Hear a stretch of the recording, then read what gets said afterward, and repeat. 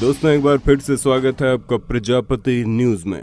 दोस्तों क्या कभी आपके साथ ऐसा हुआ है कि आप नींद से तो जाग गए हों, लेकिन आपका शरीर आपके बस में नहीं है और आप बिल्कुल भी हिल नहीं पा रहे हैं? अगर हाँ तो हमारे इस वीडियो में आपका बहुत बहुत स्वागत है, जहां हम आपको स्लीप पैरालिसिस के बारे में बताने वाले हैं, जिसमें आपको ये पता चलेगा कि आखिर इंसान के साथ ऐसा क्यों होता है कि वो नींद से तो जाग जाता है लेकिन उसका शरीर हिल नहीं पाता।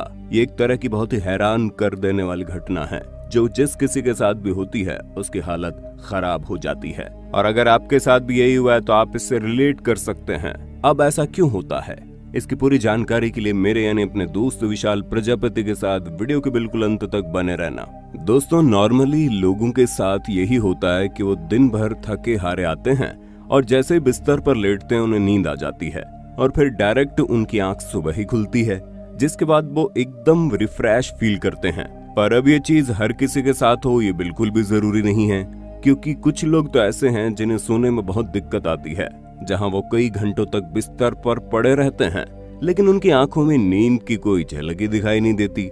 कुछ ऐसे भी लोग हैं जो सो तो जल्दी जाते हैं लेकिन रात भर उनकी आंख किसी न किसी कारण से बार बार खुल जाती है और उनकी नींद खराब हो जाती है। सबसे ज्यादा खतरनाक तो तब हो जाता है जब लोगों को स्लीप पैरालिसिस की शिकायत होती है। अब आप बोलेंगे भला ये क्या चीज है? तो दोस्तों ये बहुत ही डरावना फिनोमेना है। जो लोग स्लीप पैरालिसिस झेल रहे होते हैं वो जब नींद से उठते हैं तो उनका दिमाग पूरी तरह से जाग चुका होता है लेकिन वो शरीर से हिल नहीं पाते। शरीर हिलाना तो दूर की बात है, वो अगर कुछ बोलना है कहना चाहते हैं तब भी वो ऐसा नहीं कर पाते। अब आप इसे इस तरह समझ लें कि इंसान इस अवस्था में पूरी तरह से जाग तो रहा होता है लेकिन उसका शरीर पैरालाइज हो चुका होता है। ऐसे में किसी को ये समझ में नहीं आता कि आखिर ये क्यों हो रहा है और ये भी नहीं पता चलता कि कब हम नॉर्मल हुए हैं। पर दोस्तों सिचुएशन इससे भी ज्यादा खराब तब हो जाती है जब लोगों को ऐसा महसूस होता है कि कोई उनके चेस्ट के ऊपर बैठा हुआ है। जी हाँ, एग्जैक्टली लोगों को ऐसा ही फील होता है कि उन्हें उनके ऊपर कोई बैठा हुआ है। अब हमें पता है कि चीज सुनकर आप में से कई सारे लोगों को काफी डर महसूस हो रहा होगा कि भला ये क्यों होता है। तो दोस्तों सबसे पहले हम आपको बता दें इसमें डरने की ऐसी कोई बात नहीं है, क्योंकि ये चीज अब काफी कॉमन हो गई है। यहाँ तक कि 2011 में एक स्टडी में ये पाया गया कि 7.6% लोगों ने स्लीप पैरालिसिस को एक्सपीरियंस किया है। दोस्तों जिन जिन लोगों ने स्लीप पैरालिसिस को एक्सपीरियंस किया है उनका ये कहना है कि वो नींद से उठ तो जाते हैं लेकिन वो बिल्कुल भी हिल नहीं पाते।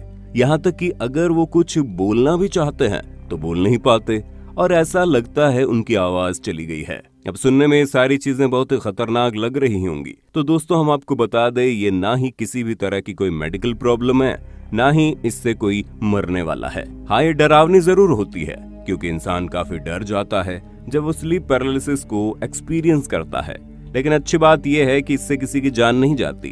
अब दोस्तों अगर मेडिकल साइंस के तौर पर देखा जाए तो इस बारे में अभी कोई प्रमाण हाथ में नहीं लगा है कि स्लीप पैरालिसिस आखिर होता क्यों है। पर कई सारे एक्सपर्ट्स का ये जरूर कहना है कि अलग अलग स्लीप स्टेज में होने वाले ट्रांजिशन की वजह से स्लीप पैरालिसिस हो सकता है। दोस्तों अब नींद में रैपिड आई मूवमेंट वाली स्टेज आती है तो बॉडी पैरालाइज स्टेट में चली जाती है, जिस वजह से लोग सपने में जो कुछ भी देख रहे होते हैं उसका रिएक्शन असल में देने लगते हैं। अब दोस्तों जिन लोगों को स्लीप पैरालिसिस की प्रॉब्लम होती है तो वो इसी रैपिड आई मूवमेंट वाले स्टेज में होते हैं, फिर चाहे वो जाग ही क्यों ना चुके हों।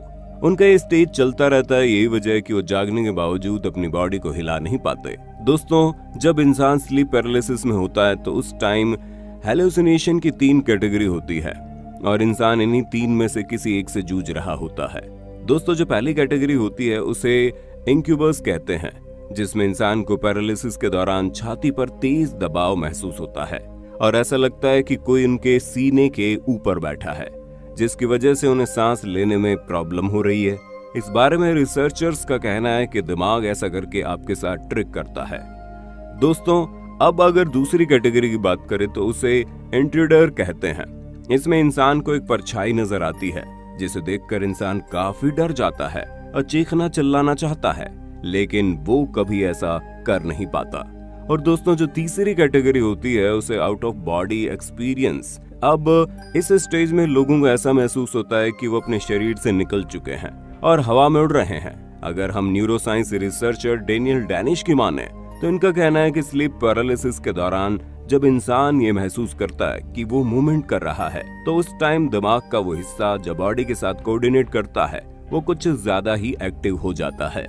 वैसे तो स्लीप पैरालिसिस एक नेचुरल प्रोसेस है जो दिमाग में हो रही उपज की वजह से होता है, लेकिन कई सारे एक्सपर्ट्स का ये मानना है कि अगर आप चाहें तो इसे अवॉइड कर सकते हैं। सबसे पहले अपने पेट के बल उल्टे लेट कर नहीं सोना है। अब ऐसा कहना तो आसान है लेकिन करना मुश्किल, क्योंकि जब आप सो रहे होते हैं तो आपको पता ही नहीं चलता कि आप किधर मूव कर रहे हैं। इसलिए इस बात का ध्यान रखना पड़ेगा कि आप पेट के बल उल्टे होकर ना सोएं। दोस्तों, अगर आप स्लीप पैरालिसिस की स्टेज पर आ जाएं तो अपना फोकस अपने मसल्स पर रखें, जहां आपको अपनी बॉडी के किसी एक मसल पर अपना फोकस बनाए रखना है और उसे बार बार हिलाना है, फिर चाहे वो आपके हाथ की उंगली ही क्यों ना हो। अगर आप ऐसा करेंगे तो आपका स्लीप पैरालिसिस टूट जाएगा और आप बिना डरे इससे बाहर निकल आएंगे। और हाँ दोस्तों, कम सोने से भी स्लीप पैरालिसिस की प्रॉब्लम बढ़ जाती है और इसलिए कम से कम 8 घंटे की नींद तो जरूर लें।